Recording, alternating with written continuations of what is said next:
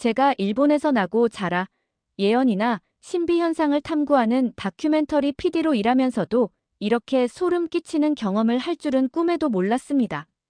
고작 해야 화면 뒤에 앉아 노스트라다무스나 바바가 같은 서양의 전설적인 예언가들의 이야기를 편집하고 2025년에 혹시 무슨 재앙이 벌어질지 몰라서 적당히 자극적으로 포장하는 정도일 거라 생각했지요. 그런데 이 모든 사건의 시작은 어느 날 사장님께서 뜬금없이 이렇게 말씀하셨을 때부터였습니다. 아유미 씨, 한국의 한 예언서가 열렸다고 하더군요. 우리 일본 시청자들에게도 관심 갈 만한 이야기인 것 같은데 이번에 한번 직접 현지 취재를 다녀와 봅시다. 제가 정확히 그때 얼마나 황당한 표정을 지었을지 지금도 선명합니다. 한국에서 무슨 대단한 예언서가 나왔다고. 이런 건 보통 미국이나 프랑스 혹은 불가리아의 바바가 이야기처럼 그럴듯해야 시청자가 관심을 갖지 않을까? 저는 속으로 그렇게 생각했죠. 일본 내에서도 한국 이야기를 다루는 다큐멘터리는 솔직히 인기가 많지 않았습니다. 대부분 일본의 우수성과 전통, 그리고 전 세계로 뻗어나가는 우리의 문화력을 부각하는 프로그램들이 더 흥행했으니까요.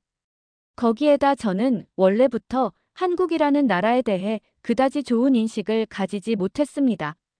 일본을 지속적으로 모방하고 온갖 것들을 따라하는 국가라는 생각이 박혀 있었거든요. 겉으로야 네. 알겠습니다라고 했지만 속으로는 이게 뭔 난장판이 될지 하는 못마땅함이 가득했죠. 그런데 문제는 한국을 향한 제 부정적인 감정이 얼마나 위험한 덫이 될지를 저는 그때는 전혀 알지 못했다는 겁니다. 지금 돌아보면 그 모든 여정은 제가 세상을 바라보는 시선을 완전히 뒤흔드는 기묘한 체험이었어요. 애청자 여러분, 1초만 소중한 시간 내주시어 좋아요와 구독 부탁드려요. 영상 제작에 큰 힘이 된답니다. 제가 한국에 도착한 시점은 2025년 4월 말이었습니다. 아직 조금 쌀쌀했지만 공항에 내리는 순간부터 왠지 낯선 긴장감이 감돌았습니다. 동시에 제 마음속에는 의심과 불만이 가득했죠. 예언서라니 웃기지도 않네.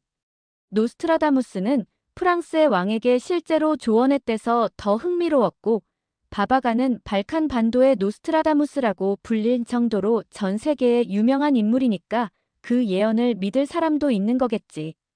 그런데 한국에 무슨 절에 봉인돼 있던 예언서가 뭐 얼마나 대단하다고 저는 이렇게 생각했습니다. 인정할 수가 없었어요. 일본의 저명한 역사가와 학자들도 이런 한국의 예언서 얘기를 대단치 않게 볼게 뻔했죠. 하지만 착륙 직후부터 이상하게도 한국 인천공항의 시설과 효율성에 조금 당황하기 시작했습니다. 공항에 걸린 전광판도 한눈에 알아보기 편했고 의외로 모든 절차가 체계적으로 굴러가더군요. 입국 심사도 빠르고 공항 철도와 지하철을 연결해 도심으로 가는 길도 직관적이었습니다. 솔직히 이거 일본 공항보다 편한 구석이 있네 하는 기분이 들어서 제 자존심이 조금 상했어요. 하지만 곧이어 역시 한국이 일본 공항 시스템을 베끼느라 만든 걸지도 몰라라며 스스로를 합리화했습니다. 제가 원래부터 그렇게 한국을 깎아내리던 사람이었으니까요. 숙소는 서울 도심에 잡았습니다. 창밖으로 번쩍이는 고층 빌딩과 화려한 간판들이 눈에 들어왔죠. 가로수가 나란히 줄지어 선 거리에는 사람들이 분주하게 오가고 있었습니다. 저녁 무렵이 되자 거리 곳곳에선 길거리 공연도 열리고 네온 사인이 화려하게 반짝였지요. 저는 내심하니 도시 풍경이 꽤나 현대적이잖아 라고 생각했지만 역시나 일본 도시 풍경을 흉내낸 거지 뭐라는 자기 최면으로 불쾌한 기분을 달랬습니다. 다음 날 저는 취재를 위해 소개받은 한국인 프로듀서와 만나기로 했습니다. 그 프로듀서 이름은 박영민이라고 했고 파란색 카메라 가방을 맨 꽤 활달한 청년이었습니다. 30이 조금 넘은 듯해 보이는데 첫 인사가 굉장히 밝았습니다. 안녕하세요. 저와 함께 이번 역상록 다큐멘터리를 진행하신다고 들었습니다. 반갑습니다. 전 박영민입니다. 저희가 먼저 해인사로 갈 예정입니다. 저는 담담하게 인사했지만 사실 속으로는 해인사가 어디더라. 한국 불교의 유명한 사찰이라고는 들어봤는데 싶었지요. 그리고 내키지 않는 목소리로 대답했습니다. 네, 잘 부탁드립니다. 그래도 이 책이라는 게 얼마나 믿을 만한 내용인지 저희 일본 시청자들은 시큰둥할 수도 있어서요. 영민은 이 예언서에 담긴 이야기를 막힘없이 술술 설명하기 시작했습니다. 사실 이 역상록이 60년 가까이 봉인됐다고 하잖아요. 효봉 스님이라고 해서 한국 불교계의 전설적인 분이 남긴 예언서인데 그 안에 2025년 이후 한반도와 세계가 어떻게 변할지가 담겨 있대요. 게다가 스님이 세상에 알리기 전까지 봉인해 두라고 특별 당부를 했었다고 해요. 저는 시종일관 별 감흥 없이 들었습니다. 그저 머릿속으로는 한국 불교, 그거 일본 불교 형식 따라 한 거 아닌가 하는 못된 고정관념에 사로잡혀 있었지요. 하지만 영민은 세세한 자료와 스님 생애, 그리고 이 책이 왜 역사적으로 중요하게 여겨지는지를 마치 제가 꼭 알아야 하는 진실인 것처럼 진중하게 설명해 주었습니다. 특히 효봉 스님의 삶이 파란만장했다는 대목이 꽤 흥미롭긴 했습니다. 젊어서 일본 와세다 법학부를 졸업한 엘리트 판사였는데 일제의 독립운동가 사형 선고 압력을 견디지 못해 판사직을 버리고 출가했다고 하니까요. 와세다라니 그래도 꽤 좋은 대학을 나온 엘리트였구나. 근데 하필이면 조선 출신이었고 당시엔 그런 사연이 많았을 수도 있지. 저는 또 그렇게 겼는지라듯 생각하며 굳이 감동받지 않으려고 애썼습니다. 하지만 묘하게도 그의 생애 이야기를 듣는 내내 마음 한구석이 조금씩 흔들리고 있는 게 느껴졌습니다. 그래도 판사였는데 독립운동가 사형을 내리지 않고 박차고 나와 불교에 귀의했다니 하고요. 사실 저는 제 입으로 이걸 멋지다고 인정하는 게 싫었습니다. 일본에 대항한 모습이니까요. 그날 오후 영민과 함께 KTX라 불리는 고속열차를 타고 해인사 인근 역으로 이동했습니다. 솔직히 저는 일본 신칸센 시스템이 가장 우수하다고 생각해 왔는데 한국의 고속철도도 의외로 깔끔하고 빠르더군요. 내부 좌석도 꽤나 편안하고 정시 도착도 거의 정확했습니다. 차창 밖으로 보이는 풍경은 울창한 산과 넓은 들판, 그리고 간혹 보이는 조그마한 마을이 조화를 이루고 있었는데 일본 농촌 풍경하고 왠지 비슷한 것 같기도 해. 결국은 일본 시스템을 모방한 거 아니야라고 억지로 생각하며 제 자존심을 지키려 애썼죠. 해인사에 도착하자 고즈넉한 사찰 분위기가 처음으로 저를 압도했습니다. 흙냄새와 소량기가 어우러진 경내에 들어서는 순간 적막한 가운데 묘하게 장엄한 기운이 느껴졌습니다. 종소리도 없는 고요함이 온몸을 휘감았죠. 해인사는 고려시대부터 이어져 내려온 유구한 역사를 지닌 절이라고 들었습니다. 팔만대장경이 보관된 곳이라며 그런 불교 문화유산 가치를 전 세계가 인정한다는 설명을 영민이 덧붙이자 저는 속으로 세계유산 리스트에 오른 건 알겠는데 그 정도가 대단할까 싶었습니다. 하지만 역사와 전통이 살아 숨쉬는 듯한 사찰 건물들을 둘러보면서 조금씩 제가 알고 있던 한국 불교는 단순한 일본 불교의 아류일 뿐이라는 선입견이 깨지기 시작했습니다. 해인사를 대표하는 장경판전은 통풍과 습도 조절을 위해 설계된 이중 구조가 무척 독특했고 건물 하나하나에 담긴 철학이 쉽게 무시할 만한 수준이 아니었던 겁니다. 아니, 이걸 보고도 단순 모방이라고 생각하는 게 맞나? 이 정도 규모와 정교함은 뭔가 다른 느낌인데. 라는 의구심이 조금씩 고개를 들었습니다. 본격적으로 역상록을 보관해 두었던 곳을 찾아간 건 해인사법보전 뒤쪽에 비밀스럽게 닫혀있던 장소였습니다. 스님들의 안내로 좁은 복도를 따라 들어가자 마치 오래된 보물상자 같은 장이 하나 보였습니다. 그 안에 펼쳐진 문서는 생각보다 두꺼웠고 누런 종이 위에는 한자로 된 고풍스러운 문장들이 빼곡했습니다. 저는 이건 읽기가 너무 어렵지 않나요? 라고 피식 웃었지만 곁에 있던 스님과 연구원들이 유창하게 해석하며 예언의 대략적인 내용을 설명해 주었습니다. 효봉 스님이 1966년에 입적하기 직전까지 썼다는 기록들, 그 진지한 목소리를 듣는 동안 제 등 뒤로 소름이 쭉 돋았습니다. 2025년에 한반도에 광명의 인도자가 등장한다고 했습니다. 그는 정치인도 종교인도 아니며 보이지 않는 분야에서 새로운 물결을 일으킬 사람이라고 해요. 그리고 이 시기에 한민족이 오랜 고통을 끝내고 정신적 르네상스를 맞게 될 거라고도 합니다.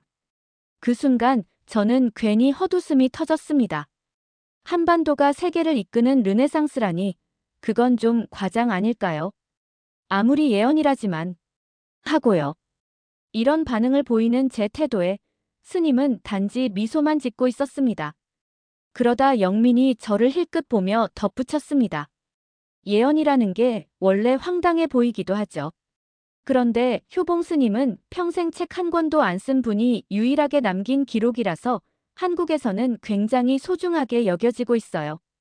그리고 역상록에는 단순히 한반도의 미래만 그려진 게 아니라 일본과 중국에 대한 이야기도 잠옷 충격적으로 기록돼 있다고 합니다. 이번에는 제가 살짝 긴장했습니다.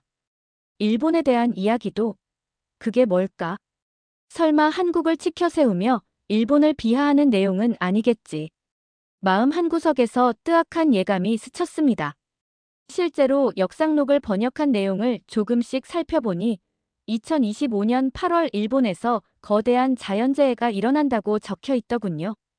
그것이 지진인지 쓰나미인지는 정확히 명시돼 있지 않지만 동부 해안가와 도쿄 전체가 마비될 정도의 사태가 벌어진다는 문장이 보였습니다. 이거 너무 자극적 아닌가요?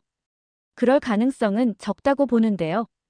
2011년에 쓰나미가 오긴 했지만 일본은 이제 대비가 잘 되어 있어서 제가 반박하려 했지만 영민과 연구원들은 차분하게 이야기를 이었습니다. 이 예언이 맞을지 틀릴지는 모릅니다. 어쩌면 전혀 일어나지 않을 수도 있어요. 그렇지만 만일 또 한 번 대형 재앙이 벌어진다면 일본 사회에 큰 혼란이 오겠죠. 역상록에는 그 뒤에 일본 총리가 한국에 와서 무릎을 꿇고 사과하는 장면이 예견돼 있습니다. 그걸 듣자마자 제 혈압이 붉게 치솟았습니다. 아니, 이게 무슨 망상 같은 예언이야. 일본 총리가 하늘 병합, 식민 지배를 사과하고 독도 관련 문제에서도 머리를 숙인다고. 이런 게 다 믿을 만한 예언이라고 생각하나. 저는 혀를 차며 실소를 금치 못했습니다. 스님과 연구원들은 이건 어디까지나 상징적인 장면일 수도 있다며 진정시켰지만 제 귀엔 한민족 우월주의를 확신시키려는 무리한 예언처럼 들렸습니다. 그날 밤 숙소로 돌아와서도 화가 풀리지 않았습니다. 일본을 무시하고 마치 한민족이 세계를 구원할 민족인 양 과장하는 느낌이었달까요? 저는 노트북을 열어 이번 다큐멘터리 기획안을 갈기갈기 찢어버리고 싶었어요. 이건 말도 안 돼. 누가 봐도 일본을 헐뜯는데 쾌감을 느끼는 소설 같은데 라고요. 그런데 이렇게 화가 치밀어 오르면서도 한편으로는 마음 어딘가에서 그래도 이 내용이 이상하게 설득력이 있네 하고 자꾸 신경 쓰이는 게 더 짜증이 났습니다. 마치 바바가가 911 테러나 오바마 대통령 당선, 코로나 사태를 예견했다는 이야기를 처음 들었을 때처럼 묘한 호기심이 생겨났거든요. 며칠 뒤에는 중국에 관한 예언 내용까지 접하게 되었는데 그 충격은 더욱 컸습니다.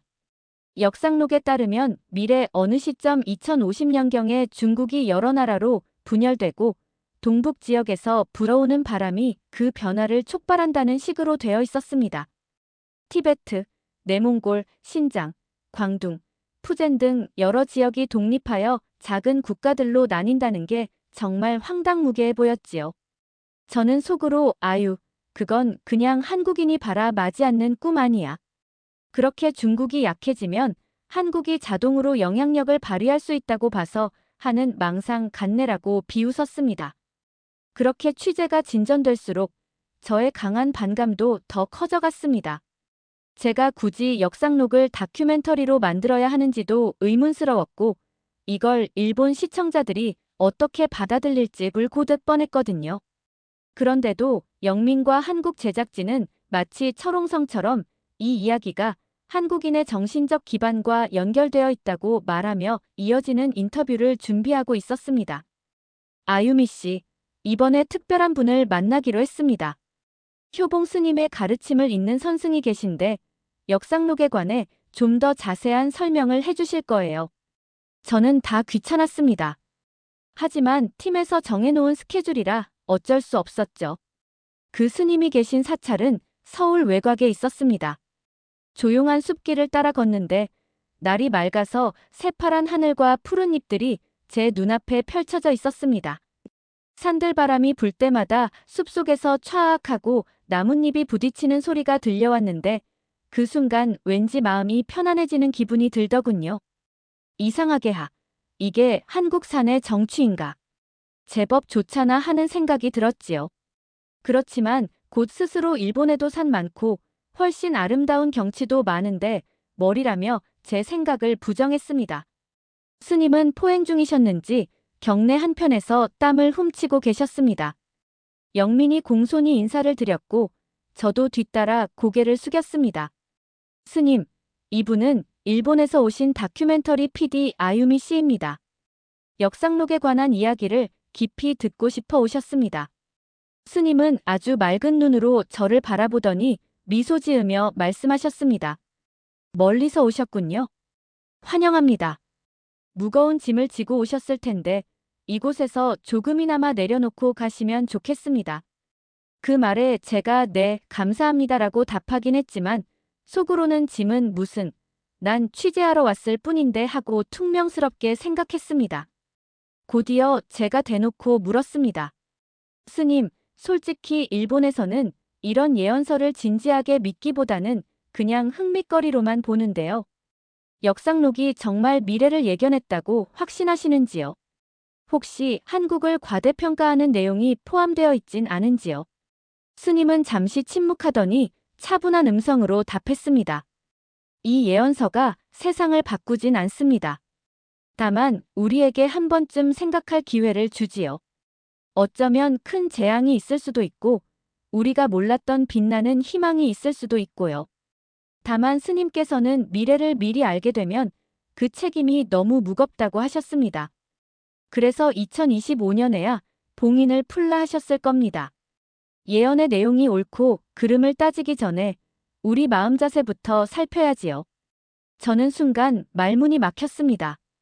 무언가 따지고 들려 했는데 스님이 더 지혜로운 말을 하니 반박이 쉽지 않았던 거죠. 그러면서 제 속에서 이상한 울림이 생겼습니다. 하지만 곧 스스로를 다잡았습니다. 그래, 차분하게 설명은 들었으니 다 됐고 이제 일본으로 돌아가서도 이런 이야기 크게 공감 안 할 거야. 한국이 세계를 어떻게 이끈다는 건지 납득이 안 가잖아. 문제는 그날 저녁 스님과 인터뷰를 끝내고 숙소로 돌아온 뒤 벌어졌습니다. 제 휴대전화가 미친 듯이 울려대더군요. 가족과 지인들이 너 괜찮아? 하며 메시지를 쏟아냈습니다. 무슨 일인가 해서 뉴스를 확인해 보니 일본 규슈 근방에서 예상치 못한 지진이 발생했는데 그것이 꽤 강력해서 일부 해안 지역 피해가 발생했다는 소식이었습니다. 마음이 철렁 내려앉았죠. 뭐야, 일본의 지진이라고? 저는 불이 나게 일본에 있는 친구와 통화를 했습니다. 아유미, 괜찮아. 지금 규슈가 흔들려서 일부 도시가 전력 공급이 끊겼대. 다행히 큰 사상자는 없는데 아직 여진이 우려된다고 해서 모두 불안해해. 저는 덜컥 겁이 나서 아직 한국 취재 일정이 남았는데 빨리 돌아가야 할지 모르겠어. 라며 초조해했습니다. 그런데 묘하게도 이거 혹시 역상록에 적힌 일본에 큰 재앙이 있다는 예언하고 연관지을 수 있지 않을까 하는 생각이 스쳐 지나갔습니다. 물론 시점은 달랐지만 그저 우연의 일치라고 하기엔 기분이 이상했습니다. 당장은 돌아갈 수 없는 상황이었습니다. 회사 측에서도 규슈는 지금 혼란스러우니 아유미 씨는 한국 취재를 이어가라고 했습니다. 어쩔 수 없이 스케줄대로 움직였는데 제 마음은 복잡했고 예민해졌습니다. 정신을 딴 데로 돌릴 겸 영미는 한국 곳곳을 취재차 돌아다니며 한국이 얼마나 빠르게 발전했는지 확인해 보라고 했습니다. 저는 속으로 이제 한국 홍보라도 하겠다는 거야? 라고 시큰둥해했죠. 하지만 서울 도심의 어떤 창업단지라던가 AI와 로봇 기술을 선도하는 연구단지를 실제로 본 순간 살짝 당황했습니다. 제가 알기로 이런 첨단 기술 분야는 우리 일본이 독보적이라고 여겼는데 한국 역시 무시 못할 정도로 발전해 있더군요. 로봇센터에서 보니 인공지능 개발로 유명한 회사들이 세계 여러 곳에서 투자받고 있는 모습이 보였고 가상현실 콘텐츠도 우리 일본보다 앞서가는 부분이 분명 있었습니다. 제 자존심이 스멀스멀 기어들어가서 견딜 수가 없었습니다. 그래도 저는 속으로 그래봤자 아직은 일본이 앞선다. 한국이 또 따라하는 과정인 거겠지라며 스스로를 달랬지만 제 눈앞에 펼쳐진 광경은 너무 생생했죠. 며칠 뒤에는 전통시장을 둘러보았습니다. 한국적인 음식 문화를 담은 풍경이랄까, 곳곳에 한식 재료와 다양한 먹거리들이 줄지어 있었습니다. 김치, 장류, 다양한 반찬들은 물론 즉석에서 부쳐내는 전이나 전골 냄새가 시장 골목을 가득 채웠지요. 특히 전통과 현대가 어우러진 모습이 눈길을 끌었습니다. 전통시장에서 전자결제 시스템을 곧잘 사용하고 QR코드 결제로 뭐든 편리하게 사고 팔더군요. 이건 일본에서도 아직 일부 전통 상점가엔 보급되지 않은 시스템인데, 아니, 시장에서조차 이렇게 IT가 스며들었나 싶어서 의외였습니다. 하지만 그러는 동안에도 저는 이 모든 걸 일본을 모방해 만든 시스템일 거야. 원래 일본이 기술적으로 더 앞서라고 생각하려 노력했습니다. 스스로를 속이려는 게 보였지만 제 내면은 점차 다른 소리로 가득 차기 시작했습니다. 사실 눈으로 목격한 것들을 외면하기는 쉽지 않았거든요. 이후 몇 주간의 취재와 촬영 과정을 거치며 저와 영미는 드디어 역상록이 말하는 2025년 6월의 징조에 대한 부분을 본격적으로 다루게 됐습니다. 예언에 따르면 목성과 금성이 동방 하늘에서 나란히 가까워지는 시점에 백두산 부근에 신비로운 구름과 무지개가 생긴다고 했습니다. 그리고 그 순간 광명의 인도자가 등장할 것이라고 기록돼 있었죠.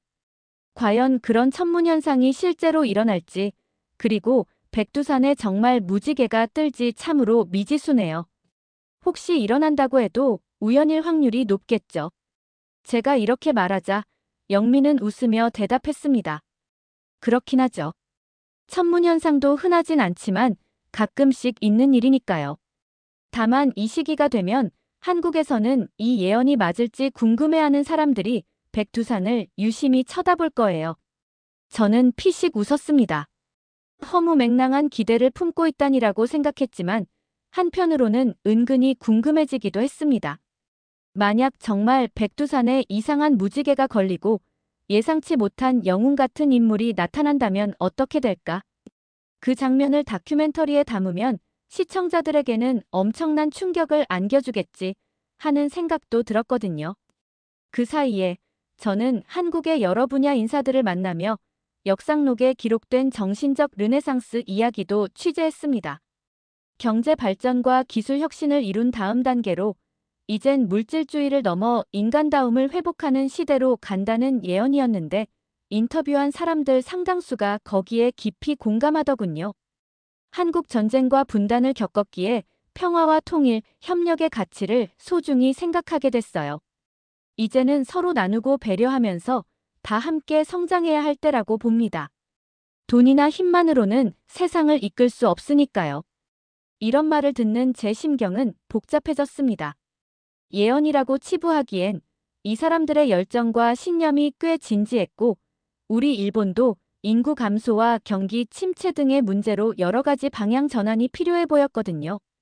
설마 한국이 정신적 르네상스를 주도한다는 게 아예 불가능한 일은 아닐지도 하고 슬며시 떠오르는 생각을 필사적으로 떨쳐냈습니다. 결정적으로 제 마음에 커다란 균열이 생긴 사건이 있었습니다. 바로 한국 육군 행사 취재였습니다. 원래는 다큐 주제와 직접적으로 관련 없는 프로그램이지만 마침 다른 방송사와 협력해서 가볍게 취재하게 됐죠. 그곳에서 본 한국 군대의 체계적이고 빈틈없는 움직임은 적잖이 놀라웠습니다. 최신식 무기와 기술을 활용하는 훈련 현장을 구경했는데 군사용 드론부터 IT 전력을 접목한 통신 체계까지 그 수준이 제가 생각했던 것보다 한참 높았습니다. 일본 자위대가 아시아에서 단연 최고 수준이라고 믿었는데 한국도 결코 뒤처지지 않는 면이 있더군요. 게다가 젊은 군인들의 사기는 또 얼마나 대단하던지 나라를 지키려는 의지가 절절했습니다. 우리는 전쟁의 상처가 너무 커서 스스로 지키려는 각오가 남다릅니다. 그래서인지 군사 기술에도 아낌없이 투자하고 있지요. 이 말을 듣는 순간 저는 잠시 말문이 막혔습니다. 일본도 안전보장 문제로 고민이 많지만 한국처럼 남북이 분단된 상황은 아니니 상대적으로 긴장감이 덜했나 하는 생각이 스쳐 지나갔죠.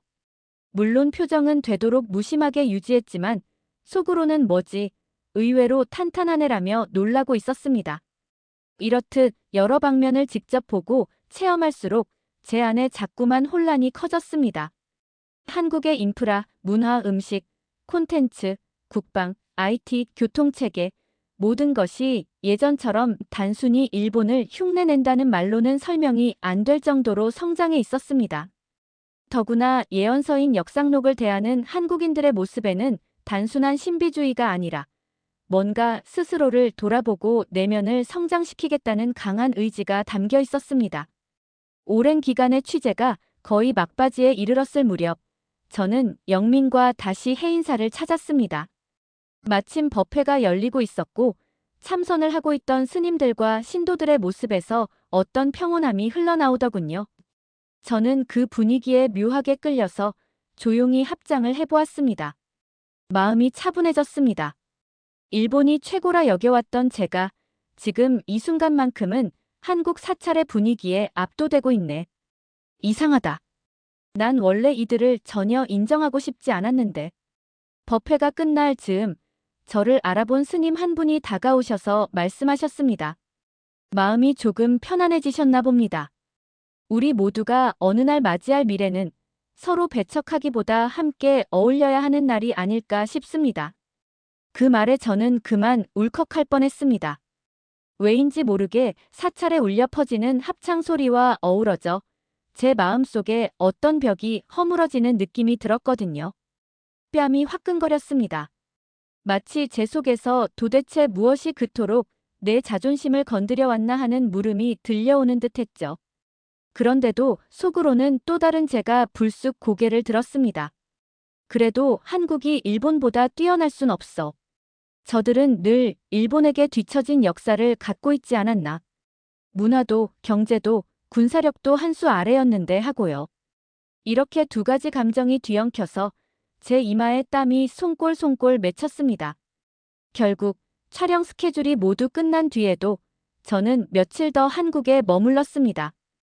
역상록 다큐멘터리를 편집하기 전에 뭔가 제 자신의 심리를 정리하고 싶었거든요. 그래서 혼자서 북쪽 DMZ 인근에도 가보고 부산의 항구 도시 풍경도 둘러보았어요. 저는 갈수록 한국이라는 나라가 단순히 일본의 아류라고 볼 수 없다는 사실을 느꼈습니다. 도시, 교통, 문화의 전반적인 발전 모습은 말할 것도 없고 사람들의 마음속에 깃든 뜨거운 열정과 함께 동시에 이웃을 생각하는 따뜻함도 묻어났습니다. 길에서 혹시 헤맬 때면 주변 사람이 먼저 다가와서 도와주겠다고 하고 가게에서 길게 줄을 서 있어도 큰 불만 없이 질서를 지키는 모습이 인상 깊었죠. 어느새 제가 알고 있던 일본인 특유의 철저함과 차별화된 또 다른 종류의 공동체 의식을 한국에서도 발견했습니다. 마침내 돌아갈 날이 됐을 때 저는 공항에서 혼란스러운 표정으로 서 있었습니다. 결국 역상록에 기록된 한국의 미래, 그리고 일본의 거대한 재앙과 사과 장면 등은 정말 일어날까?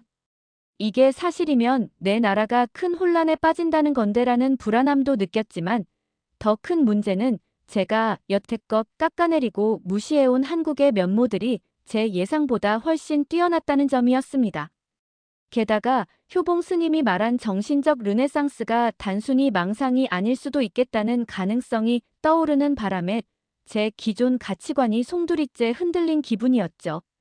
그러나 제가 도쿄로 돌아온 뒤 편집회의에서 폭발해버렸습니다. 아니, 이 역상록이라는 예언서는 한국이 주도하는 미래를 그려놓은 거나 다름없잖아요. 일본 시청자들이 좋아할 리가 없어요. 오히려 반감을 살 가능성이 높죠. 무슨 천재지변으로 일본에 재앙이 온다니 그런 내용까지 다큐멘터리에 담기엔 부정적 반응이 클 텐데 하고 소리쳤습니다. 회사 간부들은 한동안 고민을 하더니 생각보다 진지하게 이 소재를 관심 있어 했습니다. 최근 일본에서도 자꾸 일어나는 지진과 기후이변 때문에 불안이 커지고 있으니 역상록이 화제가 되면 충분히 시청자 이목을 끌만할 거야. 어차피 예언이기 때문에 정답이 있나. 우리 책임은 아니니까 가감없이 방송해보자. 그들의 답변에 저는 약간 씁쓸했지만 다큐멘터리 완성본을 만들어내기 위해 미친 듯이 편집에 몰두했습니다. 그러면서 다시 한번 취재 영상을 살펴보니 제가 한국에서 담았던 모습들, 거기서 만난 사람들의 표정, 해인사의 장엄한 분위기, 그리고 역상록의 신비로운 문장들이 하나하나 떠올랐습니다. 그 장면들은 분명 진실한 울림이 있었습니다. 그래서 예언 자체가 황당해 보여도 시청자들에게 이건 그냥 킬링 타임용이라고 말해놓고 혹여 의미를 되새겨볼 기회를 주면 어떨까 싶어졌죠. 결국 다큐멘터리가 방송되었습니다. 반응은 뜨거웠습니다. 기대 이상으로 일본 내에서도 화제가 되었고 SNS에는 한국 예언서가 이런 말도 안 되는 예측을 하다니라며 비웃는 이들도 있었지만 동시에 왠지 모르게 찜찜한데 혹시라도 우리 사회가 망각한 가치가 있지 않나 생각해보게 됐다는 의견도 심심찮게 보였습니다. 한국에서의 취재 영상을 본 몇몇 이들은 역상록의 예언보다도 한국 사회가 보여준 어떤 활기와 따뜻함에 더 관심을 기울이는 것 같았습니다. 요즘 한국 2030세대들은 확실히 자신감 넘치고 사회 분위기도 바뀌고 있는 것 같다라는 평가가 눈에 띄었죠. 저는 방송 뒤 편집실에서 혼자 앉아 이 모든 일을 곱씹었습니다. 눈을 감으면 효봉 스님의 묵직한 가르침과 해인사에서 들었던 풀벌레 소리와 스님들의 너른 웃음소리가 여전히 귓가에 맴돌았습니다. 예언이 맞든 틀리든 결국 중요한 건 우리가 현재를 어떻게 살아가느냐겠지요. 그게 역상록의 진짜 메시지가 아닐까 싶었습니다. 하지만 그럼에도 저는 제 일본인으로서의 자부심을 버리지 못했습니다. 방송 후 수많은 반응 중에는 분명 한국을 향해 너희가 과연 세계를 이끈다고 예언서에 혹해서 오버하는 거 아냐? 라고 야유하는 시선도 있었으니까요. 저 역시 솔직히 역상록을 전부 인정하지 않았습니다. 2025년 6월에 정말 백두산에 무지개가 뜨고 일본 총리가 무릎 꿇고 사죄하는 일이 벌어질지 아직도 의심스럽습니다. 제 사고방식 어디에선가는 여전히 일본이 최고야. 한국은 좀 과장하는 거야 라고 소리치고 있으니까요. 그러나 확실한 건 제가 한국을 취재하면서 분명히 느낀 것들이 있다는 겁니다. 그곳엔 제가 미처 알지 못했던 힘과 따뜻함이 있고 제 자신만의 편협한 자존심을 부숴버릴 요소들이 존재했습니다. 그리고 역상록에 담긴 정신적 르네상스 예언이 허무맹랑한 망상으로 치부하기엔 이미 한국 사회 곳곳에서 그런 움직임이 보였어요. 가족과 이웃을 중시하고 어르신을 공경하고 아이들의 미래를 진정으로 고민하는 사람들이 있었습니다. 국가의 번영을 넘어 내면의 성숙과 공동체적 배려를 추구하는 모습은 제가 선입견으로 덮어버린 그저 따라만 하는 한국의 이미지와 전혀 달랐습니다. 오늘의 사연은 여기까지입니다. 재미있으셨나요? 저 아유미의 이야기가 누군가에게 조금이라도 의미가 있었다면 좋을 것 같습니다. 사연이 좋았다면 구독과 좋아요 부탁드려요. 더 좋은 사연으로 찾아뵙겠습니다. 행복한 하루 되세요.